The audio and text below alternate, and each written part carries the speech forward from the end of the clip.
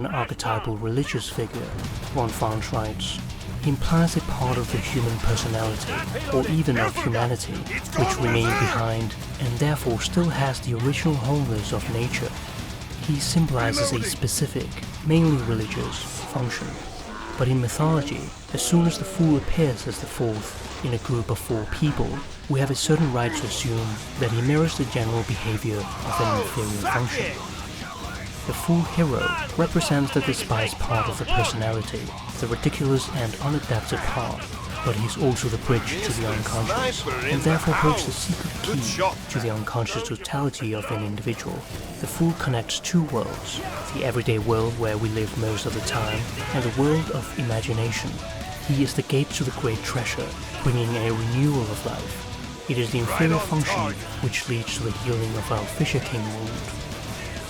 The holy fool is one who is willing to risk ridicule, scorn and rejection to follow the path of truth and love, no matter what the naysayers have to say. He possesses an integrity displayed in the courage to be himself in all circumstances, not needing to be defined by the responses of others, or become conformist out of fear. He's free of judging others by values usually used, and is fully present to another human being. The holy fool is unstoppable, and is thus the most threatening to the authorities and powers that control and rule the world. Each person is worthy of God's love, and therefore each person has the potential to grow in the full life of the Spirit. To be a fool for Christ's sake derives from the writings of St. Paul, who claims that God has made foolish the wisdom of this world. He says of unbelievers that, professing themselves to be wise, they become fools. Foolishness for Christ consists in a rejection of worldly possessions in favor of a religious and ascetic life, even if it may result in humiliation and mockery from the crowd. The fool is the precursor to the Savior. Let no man deceive himself. If any man among you seemeth to be wise in this world, let him become a fool, that he may be wise. Feels good, huh?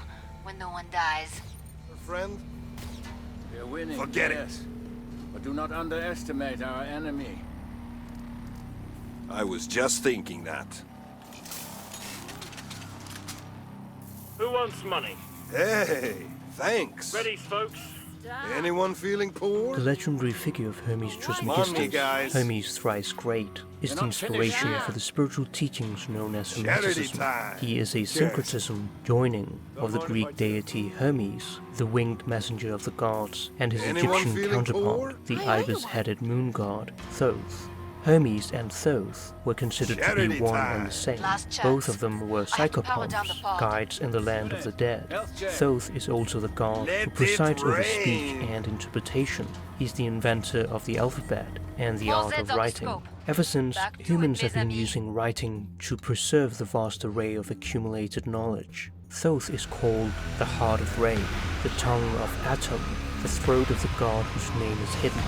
As divine speech personified, he is the creator of every branch of knowledge, human and divine. When Hermes Something met pissed Thoth it off. in Greco-Egyptian Alexandria, Hermes Trismegistus was born. Oh, Not thank long you, after, me. followers of the thrice great one came together and devoted themselves to understanding his better wisdom than a and to achieving the same cosmic illumination that Hermes himself had experienced. Hermes Trismegistus is the author of the famed Emerald Tablet, which is the source of the most well-known Hermetic dictum, as above, so below, the key to astrology, alchemy, and other occult sciences. The Emerald Tablet has a history as mysterious as its authors. If we call Hermes a myth, we thereby recognize that he is greater and more significant than any one historical figure, for he represents a perennial pattern of the human condition. Hermes is a person without crystallized personality, an archetype that perhaps represents all truth seekers, or the truth seeker.